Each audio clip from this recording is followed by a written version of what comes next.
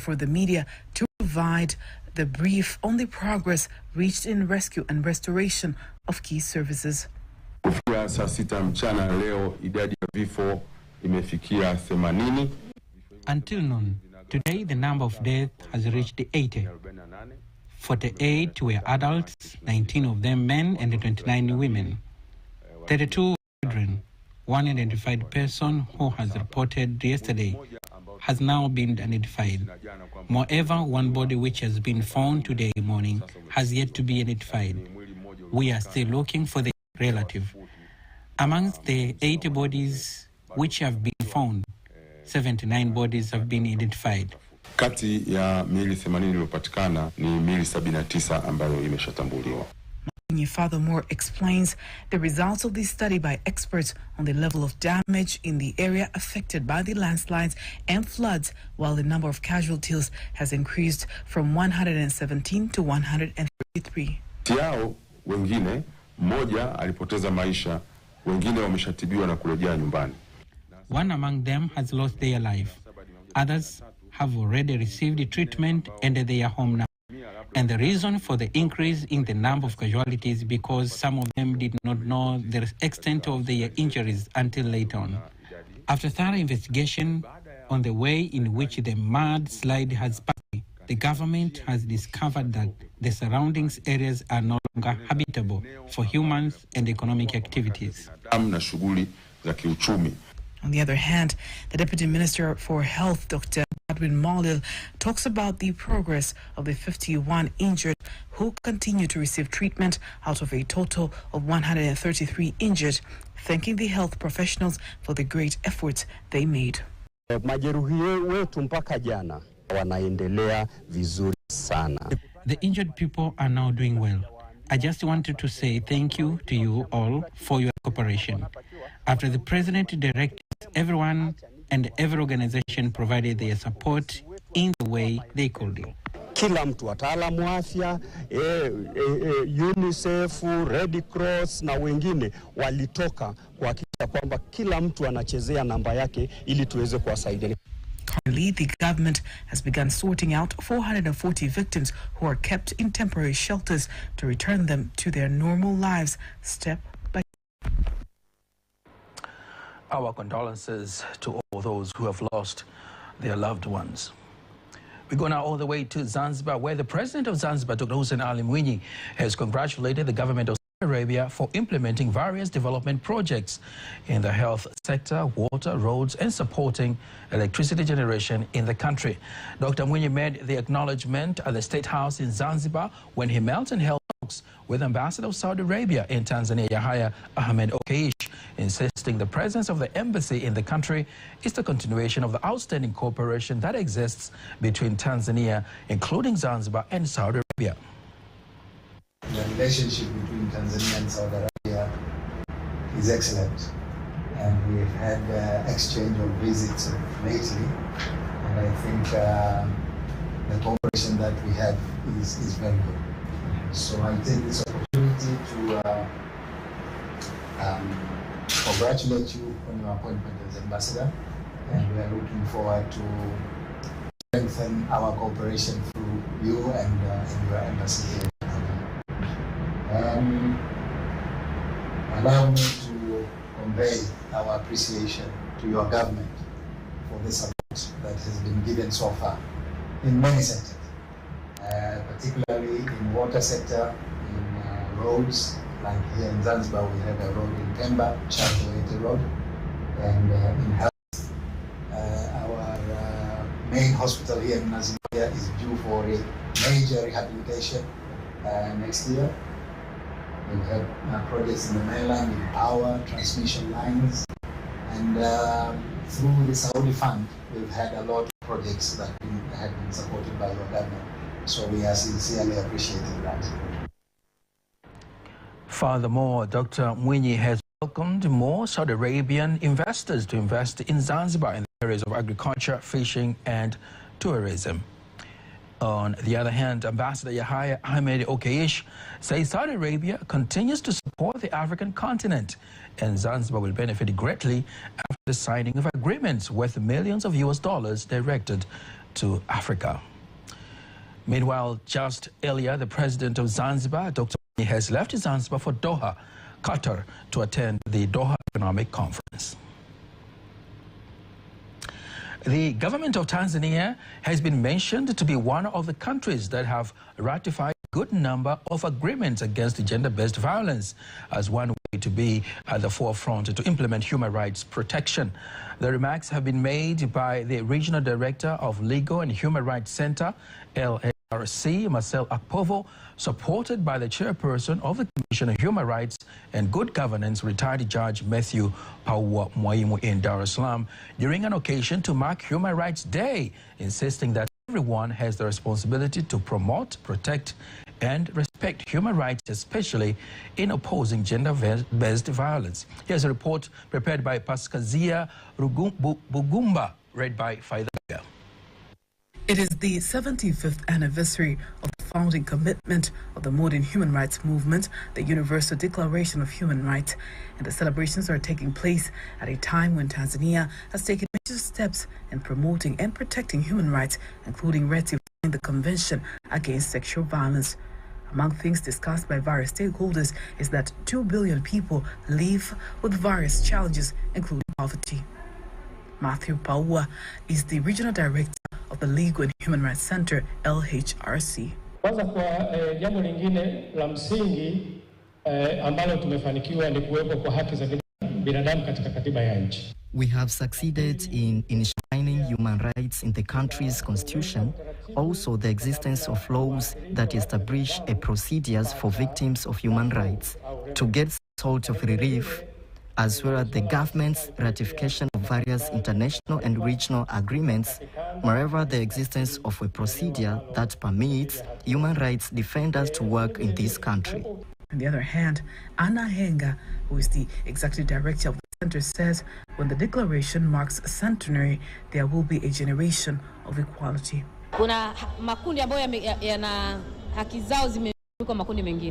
There are groups whose rights are suppressed more than other groups. The number one group is the group of children. 47% of human rights abuses are against children. The second group is women. 33% of human rights abuses in the country affect women. The celebration of Human Rights Day is officially aimed to provide a platform to evaluate the progress around the world in protecting, promoting, and respecting human rights. Remaining in Dar es Salaam, as the global 16 days of activism against gender-based violence are coming to an end on December 10th, the Network for the Fight Against Gender-Based Violence in the country has awarded 16 individuals who lead in the fight against gender-based violence and calls on the community, especially men, to continue to campaign against violence in their areas. The call has been made by the Director of Women in Law and Development in Africa, Anna Kulaya, during the awarding ceremony for 16 individuals who have been on the forefront in the fight against gender violence, asserting men to lead in the resistance to the violence. Vyombo vya habari viendelee, waandishi wa habari wengi wa kike kwa kiume, endeleeni kufanya kazi karibu na jamii. The media should continue to work with the community along with reporting and monitoring incidents of gender violence in order to ensure that justice is preserved for victims of gender violence. On the other hand, some of the winners of the award explain how the awards will increase their morale in the fight against gender-based violence in the country. It's not a matter of waiting until the security agencies, non-government organizations, stakeholders, or the government to take measure for gender violence. Everyone in society has a chance to fight against gender violence. Lakini pia tunashukuru kwamba ukatili kwa sasa umekuwa umeendelea kupungua. We are thankful that currently gender violence has continued to decrease along with society continuing to raise issues of gender violence. Tuzo hii imeangalia ni jinsi gani uvumbuzi na teknolojia unaweza kuhamasisha usawa wa kijinsia. This award has highlighted on how innovation and technology can encourage gender equality. Through our Panda digital platform, we are working more to ensure that girls get the skills to be economically independent also the right to equality by being able to report incidents of gender violence. The 16 awards have been given to women and men in various aspects, such as the best in fight against acts of sexual abuse to women and children, advocacy awards against sexual violence, and the award for the best in fight against sexual violence through social media platforms. Minister of Foreign Affairs and East African Cooperation, January Makamba, has met and held talks with the Secretary General of the Secretariat of the African Continental Free Trade Area, Wamkele Mene, in Dar es Salaam. Wamkele Mene is in the country to attend the second African Continental Free Trade Area Conference on Women in Business held in Dar es Salaam, bringing together women in business from various African countries. The two have discussed the best way to conduct business through the African Continental Free Trade Area market. Makamba has assured Wamkele Mene that the government of the United Republic of Tanzania will continue to cooperate with the African Continental Free Trade Area in ensuring that the market achieves the targeted goals. Key findings of the just-released Tanzania HIV Impact Survey Report 2022-2023 reveals that 83% of people living with HIV in Tanzania are aware of their status, indicating major progress that the country has made in controlling HIV. To understand how critical that stride is in reaching the 2030 goal of making HIV no longer a public threat, I earlier had an interview with the country director of Centers for Disease Control and Prevention in Tanzania, Mahesh Swaminathan, and here he starts by explaining how representative the survey is. So one thing to say that this type of survey is what we call the gold standard, right, in trying to understand the HIV epidemic.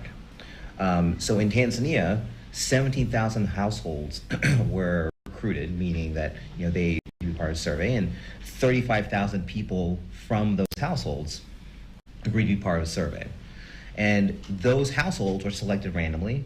And in fact, just to say, this survey was, the entity that was implementing the survey in the field was Tanzania's own National Bureau of Statistics, who are, among the world's best in terms of doing this type of work.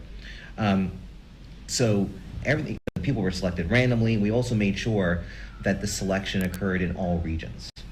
So really, this is a very strong survey. It's highly representative. The data really represents what's happening at the national level. I think just as importantly, really represents what's happening at each region. Most of the viewers would like to know the key findings from the report, most of the time based on gender and age groups. Yeah. So I think there are a few things. I think the take-home point, the main take-home point, is that Tanzania has really made a lot of progress in terms of trying to control HIV. For example, we can say that about 83% of people living with HIV know their status, meaning that they have been diagnosed with HIV and have been offered treatment. That's much higher than it was before, right, in 2016. And it's gone up by almost over 20%. That's a big deal, right? Also, 78% of people living with HIV are on treatment and their virus is suppressed, meaning that 3/4 of the people living with HIV in this country, they take medication, and because their virus is suppressed, that means they live a normal, healthy life. So they don't get sick.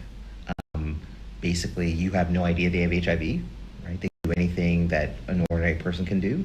Just as importantly, they can't transmit the virus to somebody else. So someone is taking the medication, their virus is suppressed. For example, they can now have children, right? There are hundreds of thousands of women in this country who have HIV, who've had children, right? And those children are born without HIV.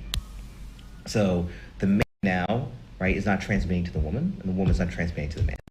It's actually a pretty miraculous thing if we think about what it meant, to have HIV before. And I will say that that outcome is actually comparable and oftentimes superior to what we see in countries with more resources, right? So I think that's really a powerful thing to see that there's been major improvements. Now, with that, there is still a ways to go. One is the survey really showed that even though we're doing well overall, there's still some important gaps, particularly among young people, right? People living 15 to 24, less than 60% know they have HIV. And also we find that men are less likely to know they have HIV and to be on treatment than women, or some people, but can be a problem for them as well. Did you get to know exactly why a bit men are hesitant when it comes to doing the testing? Well, I think there are a few things. One is men don't really interact with the healthcare system as much. So women, often their first time interacting with the healthcare system is because they're pregnant or planning to be pregnant. I think that's a very key factor. Also to be frank, I think women are much smarter about this than men. I'm a middle-aged Indian man. I'm a doctor. I'm an infectious disease doctor. Even I need my wife, who's a scientist, to keep on me about taking care of myself, right? Making sure, I eat well, I go to the doctor when I'm supposed to. It's a hard thing, I think, for men to really understand that. Well, that's the fact about men. That was Country Director of Centers for Disease Control and Prevention in Tanzania, Mahesh Swaminathan, talking to me earlier on the just released HIV Impact Survey Report 2022-2023. Don't miss TBC News as we continue to uncover more findings from the report. The Vice Chancellor of Law School of Tanzania, Professor Ambrose Casey, says his institution has put in place a strategy to offer legal aid services to vulnerable poor people who cannot afford their legal presentation in searching for justice as one way to ensure justice for all in Tanzania. He was speaking with delegates from Uganda's Law Development Center in Dar es Salaam. Professor Casey adds that the decision aims at cooperating with sixth-term government to cover legal aid to all people, especially those in rural areas of Tanzania. And his word is being supported by Professor Zakayo Lukumai. We think if we can have this program that we are going to train our students to be good paralegals for future, they can also help us to drive this motto of having access to justice, and also in line with Mama Samia's campaign on legal aid, which is also about providing legal services to all. So we think this could be the best area that we can also support the national efforts. A little bit of their practice certificate on temporary basis, at least 1 year while they are studying, and that is something we can borrow on our part, so that people who can be helped by our students, not only drafting documents, but also representing those people in courts. And that would be access to justice for all, and free of charge, because our services at the Legal Aid Center is free of charge.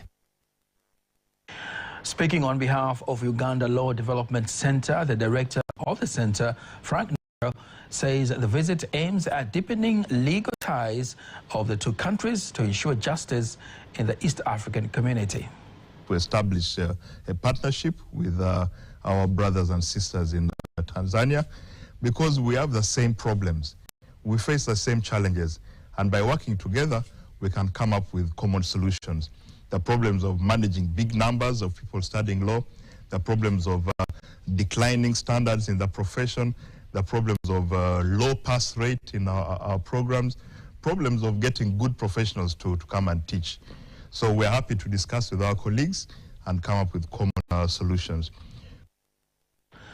The Law School of Tanzania and Uganda Law Development Center have been working together on legal issues, especially in producing quality lawyers to improve legal services to the people of the two countries and the East African community at large. Now, before we wind up the local news tonight, let us now have a look at today's exchange rates according to the Bank of Tanzania, BOT.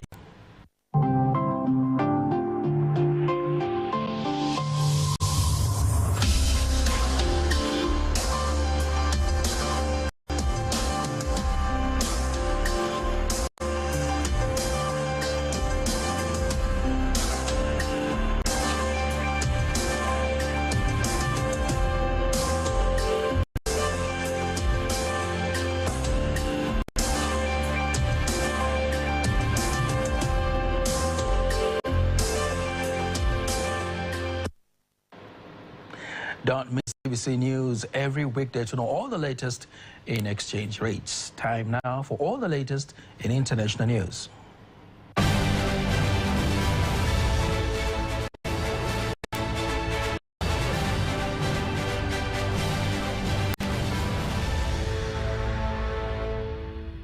And here is international news as compiled by Dorothy Murray and read by Faithan Gaga.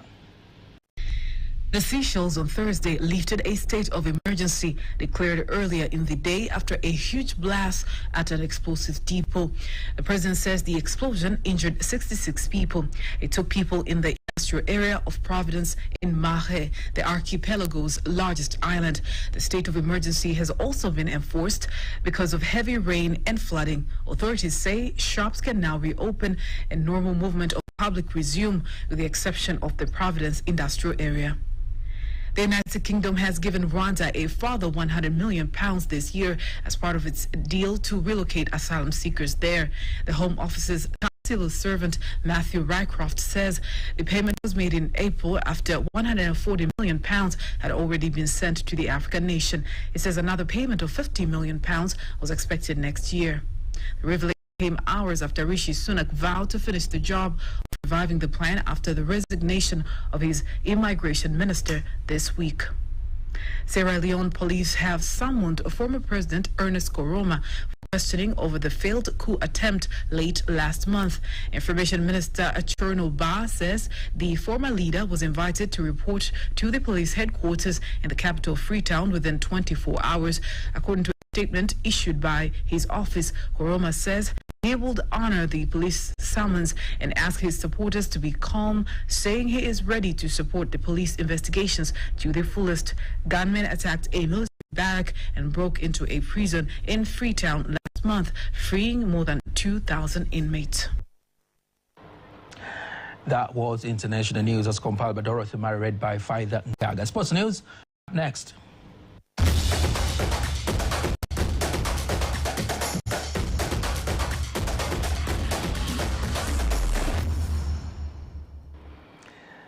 And in sports news, the basketball coach Bahati Mgunda believes that practical training for basketball players in the country is an important tool in developing the game. Speaking to TVC News in Dar es Salaam, Coach Mgunda insists that the more players train, the more likely they are to increase their performance and skills on the pitch. And he's being supported by the former player Alpha Kisusi. It's to give kids chances to get exposure and to learn more from us who have had a chance to get to those places. Tanzania basketball is definitely headed in the right direction. As I said, we just have to come together and be able to help them also get to that level. But I see Tanzania basketball heading in the right direction. Coach Mgunda still trains youth to develop their basketball skills and knowledge at JK Park in Dar es Salaam. Tanzania Karate Federation chairperson Abdul Hakim Abdallah says that this season's national karate competition is going to be very productive for the participants in preparing for the international games. Abdul Hakim adds that this season is going to be different because the participants have shown different interests from the initial preparations compared to other seasons. Expecting good and challenging competition from all the contestants. Actually, even the teachers are well prepared.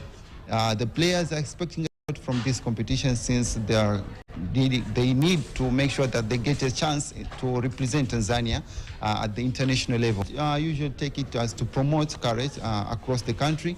It promotes, and those who have in karate, what they do in the karate place, they come and actually compete well, and then others who have never been in karate, it's a chance for them to see, and then they'll join the karate if they wish.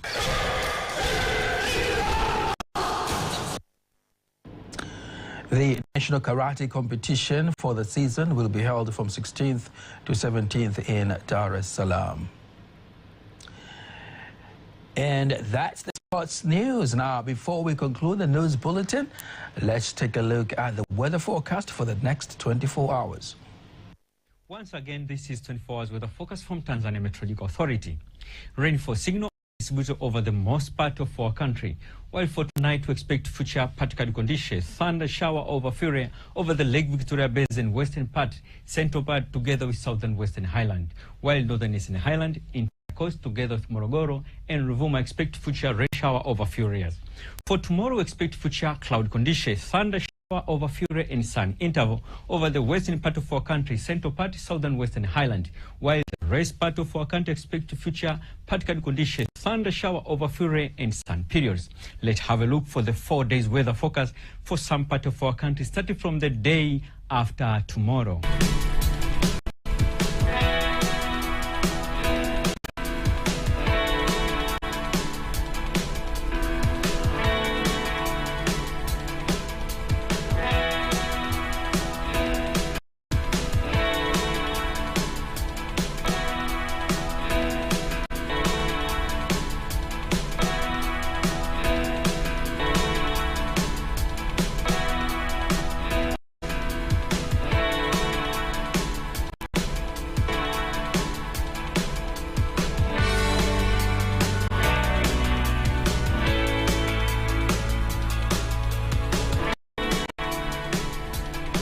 Dear viewer, we thank you for watching us and have a good night.